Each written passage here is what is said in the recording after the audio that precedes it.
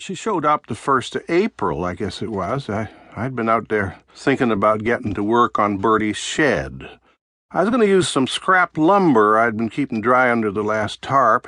It was just dumb luck them boards wasn't stacked in the barn when it burned. The old man had a few one night and went out to inspect the grounds, as he liked to call it. Now, I usually followed him, just to make sure he didn't fall in a goddamn hole, but this time I was watching a show about Canada geese and let him go by himself. He must have dropped a cigarette, because half an hour later the old barn went up like Satan himself lit her on fire. There wasn't nothing in there, except a few bales of hay, but the old man bawled like a heifer. Maybe that was what finally did it to his ticker. Like I said, I was thinking I'd get to work on a new shed for Bertie, because that poor old sheep didn't barely fit in the old shelter we'd been using since the barn burned. Also, I figure she probably gets cold on the one side because the old man left her half-sheared when he passed. He decided it was cruel to shear both sides of a sheep at once. He said they'd like to get their haircut in stages. He had a lot of funny ideas like that. I was coming around the side of the big house with my tools in my belt, heading for the lumber pile, when the taxicab pulled up. Now, I took one look around the corner, and right away I thought of the Antiques Roadshow. Now, there's nothing some people like better than digging around in other people's stuff. I wondered if somebody from the show heard that the old man left something valuable behind. I didn't reckon anything on the place was worth a goddamn wooden nickel, but I'm not up on the antiques, so how the hell do I know? I stayed back and waited to hear her say something. If she was Antiques Roadshow, I thought I might head back to my cabin and put my town shirt on. Not that I give a shit what people in show business think of me. Now, I seen some things in my day, but I ain't never seen nothing like her getting out of that cab, looking like she just landed on the moon and forgot her spacesuit. Bewhiddled, if you catch my meaning. She had on some little shirt and shorts, and then these big bloody green gum boots up to her knees like she didn't know if it was summer or winter. She's a skinny little thing, hardly nothing to her, but she was pretty enough. Shiny hair reminded me of a mink, only a little lighter in color. The cab driver got to pulling suitcases and bags and boxes out of the trunk of the car. He kept looking up at the house and asking if she was sure this was the place. Only he had one of them foreign accents, so he said it kind of funny. She told him the address was right, and he asked her if she was sure, and she said she was. The cab driver kept shaking his head and looking at the house. By this time, I was pretty sure she wasn't Antiques Roadshow. No, I figured she'd be some greedy goddamn relative. The old man had mentioned a few, but I never paid no attention to him when he talked. Sure as shit, she'd run me off. It was time I left anyway, never meant to stay so long. I come around to see what she wanted, and straight away she started talking a mile a goddamn minute. Uncle Harold this and Uncle Harold that. She's just a little bit in them big green boots. Next thing I know, she had a hold of me. I damn near fell over from the shock of it. She reminded me one of those feral hogs I'd seen once on Nature Channel, the ones so fearless that they'll take a run at a grown man. This bitty girl got me in a clinch, and she hung on. The cab driver feller was right behind her, and he had a hold of a suitcase damn near the size of Bertie's lean-to. He was staring at me like he was about to lose his lunch, so I started to feel offended. I asked her if she was done, and she finally let go. She told me it must be so hard, and it was hard for her, too. So I said, yeah, because I didn't know what the hell she was talking about, and I was starting to get the feeling that she might not be the brightest bulb in the lamp. She said she was sorry. She should have introduced herself. She's Prudence, Harold's niece, and she's come to stay. I'm not surprised the old man never mentioned her specific. People never like to talk about their slower relatives. I got a cousin twice removed got webs between his toes, ain't said one word his whole life. You never heard about him in the family newsletter that goes around every Christmas. Hell, nobody mentions me either if it comes to that.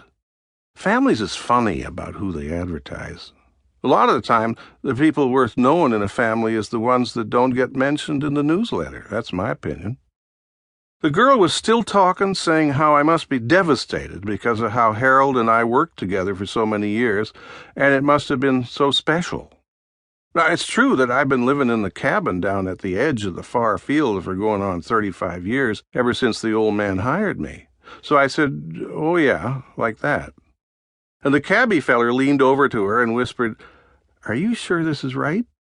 And she whispered back, "Yes, this is Earl, my uncle's right-hand man. His partner, really. Earl keeps the place going, and my uncle was very lucky to have him." Now, I was starting to feel not right. I'm not saying I didn't help the old man, because I did, but I wasn't ready for all that right-hand stuff. I told her I worked the farm, such as it is, and I got paid every month for my trouble, and how it was never any kind of partnership, less'n it was one of those 98-2 deals. She said, "Oh," like she was disappointed. Now, we stood there for a while, and finally the girl says, "Well, maybe we should go inside. It kind of smells out here." "Like a poo," said the cabbie. Now, I told him that was the rendering plant down the road. It can get a little ripe in the afternoons, and since I didn't know what else to do, I let her in, and that cab driver come in right behind her, still hanging onto that goddamn suitcase. Now, once she was inside, I didn't know what in the hell to do with her. I don't do a lot of entertaining. You want to know the truth, especially not young girls. She told the cab driver he could leave the suitcase in the 4-year, whatever the hell that meant. He said, "You sure, miss?" And she told him it would be fine. And he asked about the rest of her bags. He wanted to know if he could bring them in for her, too, like it was a goddamn special treat. And she says, that would be incredibly nice of you. And he started grinning like she just give him $1,000. The cabbie left, and she followed me into the kitchen. She looked around like she was from the health inspector and asked me if I lived in here. I told her I got my own place, little cabin out back. Then she asked, "What's happening on the farm?" And I was about to tell her to mind her own damn business when we got interrupted by the cabbie. He was huffing and puffing like a workhorse with the heaves, and he had a hold of a suitcase even bigger than the last one. He says, "You want here?" And she says, "Yes, Hugh, that's fine." So off he went again. She asked again what we were producing, and normally that might have seemed like a pretty goddamn snotty question, only the way she said it, it was hard to tell what kind of question it was. Before I could tell her that the place was producing nothing but bad luck and trouble, the cabbie was back again. This time he had a big canvas bag like a hockey bag and a couple more of them suitcases, all of it kind of hooked together. This time he couldn't even talk. The damn things was so heavy. He was fighting for air. The girl, she just smiled at him, and right away he's smiling back, even though the poor bugger's half dead. Off he went again, and before we could start talking, the girl turned to me, and she's got tears in her eyes. Her voice was kind of sniffly, and hell if she didn't have the waterworks going. Anyway, the girl cried for a while, and the cabbie came and went with a few more bags, and every time he saw her, she was still crying, and he gave me a look like I just shit in the floor. Then she got calmed down and asked me how her uncle died, and I told her he was watching TV. And she says, "What?" And I said, I didn't know what he was watching because I was back at my cabin. She said she meant, "Of what?" I got it, so I told her that the paramedic doctor said that his ticker probably give out. And she says, "Heart attack," and starts up with the crying again. The cabbie was still standing beside her, staring at me like I was the biggest bastard who ever lived. Nobody said nothing for a couple of minutes, and she asked him, "Is that all the bags?" And he said, "Yes," but he didn't move. And so she said, "Thank you, Hugh. You've been terrific." He asked about 4 more times if there was anything else he could do for her, and he shot me a few more of them suspicious-type looks before he buggered off. Then the girl saw the pile of mail on the table and asked if it was her uncle's. I nodded, but didn't say nothing else. I knew what those letters was full of. People asking to get paid. It was happening even before the old man died. Between you and me, I knew his financials wasn't in order. I'd just been waiting for someone from the bank to come along and close the whole shittery down. Put a padlock on her. When that happened, I was going to put the camper on the back of the truck and head south like I'd always planned.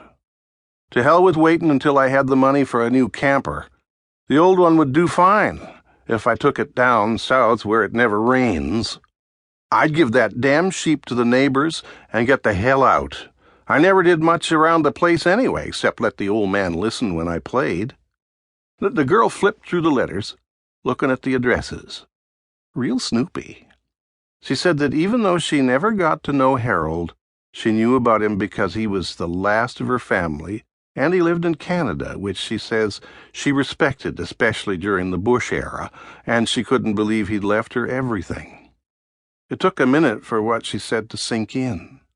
The old man left this little girl the farm. Jesus. Jesus. I didn't know what the hell to say to that. All I know is that I got the hell out of there before I said something I'd regret.